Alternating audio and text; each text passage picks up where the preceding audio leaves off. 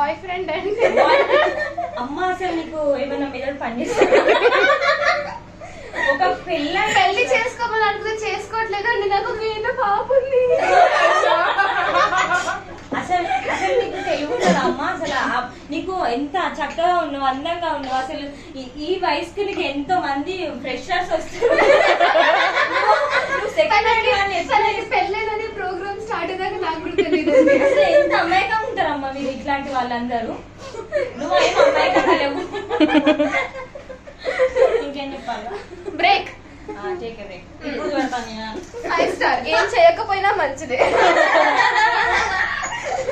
ఇప్పుడు మళ్ళా తిరిగి స్వాగతం. తిరిగి భక్తి చెప్తామండి కార్యక్రమానికి స్వాగతం. ఇప్పుడు ఈ సమస్యకు ఈ ట్రయాంగిల్ లవ్ స్టోరీకి మన డాక్టర్ పేరు ఏం మేడం? ఫఫాని గారు, డాక్టర్ లఖాని గారు ఈ సమస్యకు పరిష్కారం చెప్తారు. పూర్తిగా ఈ కేసులో మనకి అర్థమవుతుంది ఏంటంటే అమ్మాయికి బతికిమితం. ఏ అమ్మాయికి?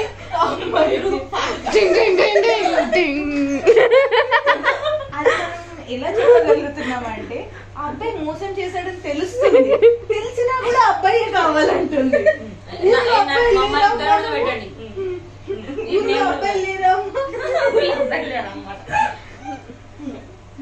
ఇంకోటి తెలుసుకోవాల్సిన విషయం ఏంటిదంటే ఈ అమ్మాయి ఏంటంటే చాలా అమాయకురాలు. బయట అందరు చాలా ఏమంటారు కన్నింగ్ అనుకుంటారు కానీ చాలా అమాయకురాలు. ఆమె మోసపోతుందని తెలియకుండా మోసపోతుంది. నన్ను ఎవరైనా రికార్డ్ చేయండి.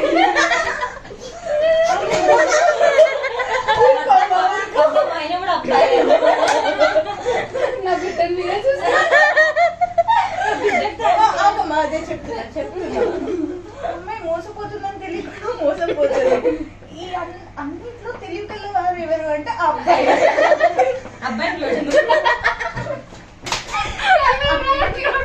ఇప్పుడు సామెతల్లో అంటారు కదా, ఒక రెండు పడవల పైన కాలేసి వెళ్ళడం అని. ఆ అబ్బాయి అదే చాలా పక్కగా ప్లాన్ చేస్తున్నాడు. తెలుసుకోవాల్సింది ఇద్దరు అమ్మాయిలే. సో ఈ విమెన్స్ డే సందర్భంగా అమ్మాయి కొంచెం బ్రెయిన్ వచ్చి ఈ అమ్మాయికి ఇంకొంచెం తెలివి వచ్చి వీళ్ళందరూ కలిసికట్టుగా బతుకుతారని ఆశిస్తున్నాం. మీరేమంటారు మేడం లాయర్ గారు? చాలా చక్కగా చెప్పారండి. Thank you Lakhani.